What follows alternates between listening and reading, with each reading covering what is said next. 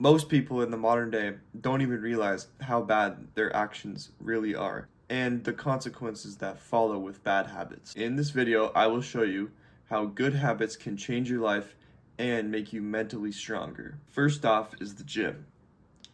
You want to be lifting weights no matter what. Go to the gym 5 to 6 times per week. Lift some heavy ass weight and try super hard. Gym is something that can really challenge you, and it takes discipline to show up to the gym every day no matter what, which will build your resilience and your willpower. I look at the gym as like a video game. If you want to level up, say bench press, then you do bench press and you get like XP from it. And that's a way you can like track your progress in the gym. And also something I really like about the gym is you can see other people's progress. You get inspired by people that can lift a lot more than you and like look way better than you, because you can see that that is possible and it's in front of you. You can see with your two own eyes. And there's so much knowledge to be gained from the gym. Next is eating clean.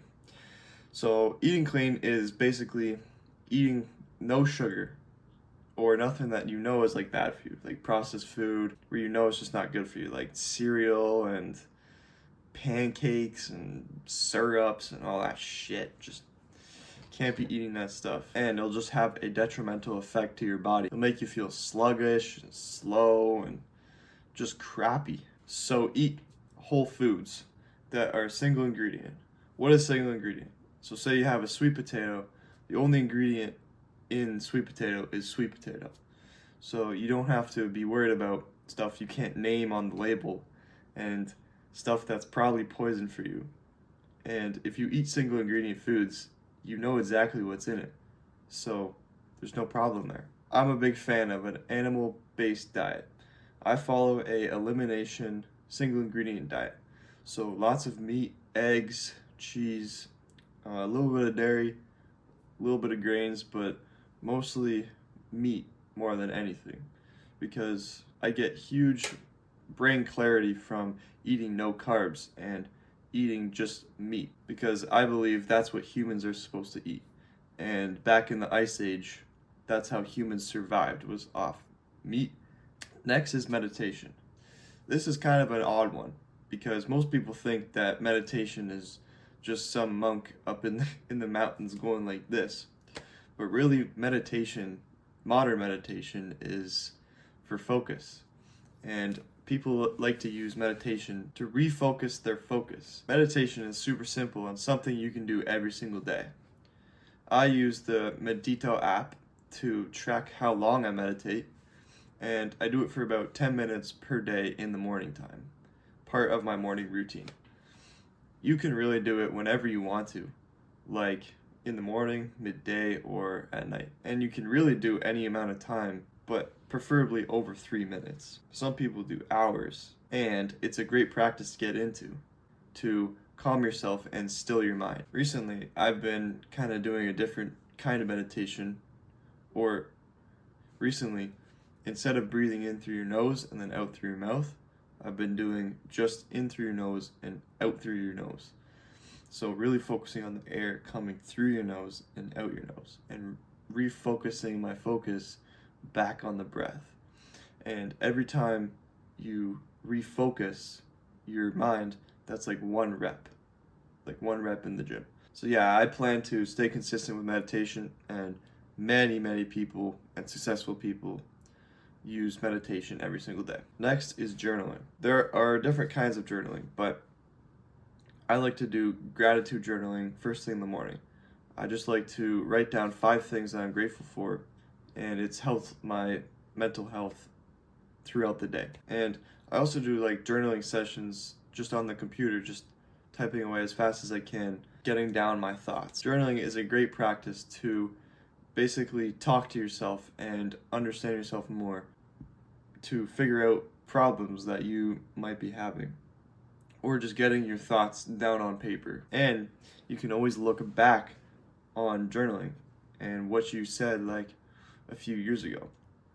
I like to journal I like to journal at night with my night routine. Just for like 5 minutes, I fill out a page just basically write about like how was your day, like what did you do well, what did you not do well, what are your priorities, what are you grateful for, some events that happen, like kind of tell a story, and it helps you like wind down and go to sleep. So yeah, that's why I journal, and many mentally strong people journal as well. Next is reading. Reading is so powerful, and you gain knowledge from the words. I wish I started sooner. Now, reading only helps you if you actually take the words and put it into action. I used to just read for fun almost, and just kind of consume and not take that information and put it into anything. So you have to make sure that you're taking the information, putting it into real life. I read 30 minutes minimum of nonfiction per day, and I really study it. I have my pencil out and I highlight things and make connections to what I've learned and how I can actually use it in real life. And I also read a lot of fiction at night. So I probably average around an hour and a half per day. But it's not really the amount of time you read. It's really about what you do with the information, like I said. But reading has really helped open up my mind to different perspectives and different ways of thinking. And the most important thing is it challenges my beliefs. I'm always trying to actively attack my own beliefs and come up with new opinions, and just educating myself on really could be anything like food, sleeping, business, spirituality, all these things. And as you know, many people read, and many successful people read that are mentally strong. Next is cold showers. Now, I really have been getting into cold exposure lately, and I've been really enjoying it. And I have a few videos on cold exposure if you want to go check those out. For cold exposure, you don't really have to overcomplicate it. Cold exposure is when you get into cold water. It could be really cold or just kind of cold. You want to get that shock from the cold water. So what I do is, first thing in the morning, I go upstairs and I turn on the shower to full cold, and I just step in for about a minute and a half every single day. I also have a cold plunge that I use sometimes, not all the times, because right now it's winter and it's freezing over, so I have to break the ice every single time. But in the summer it'll be nice to use. But yeah, if you're beginning, just put the water to like lukewarm and get into the shower, and gradually when you're showering, turn it to like full cold at the very end and just get that shock. It could just be 5 seconds, doesn't have to be anything crazy. Next is an interesting one, and it's sunlight. I got this information from Andrew Huberman, and it's getting really popularized of getting sunlight first thing in the morning. When you get sunlight into your eyes, it sets your circadian rhythm to when you got sunlight in your eyes. It also does all sorts of stuff, but really all you have to do is just 2 to 5 minutes of sunlight every single day. Now, sunlight is not looking at the sun.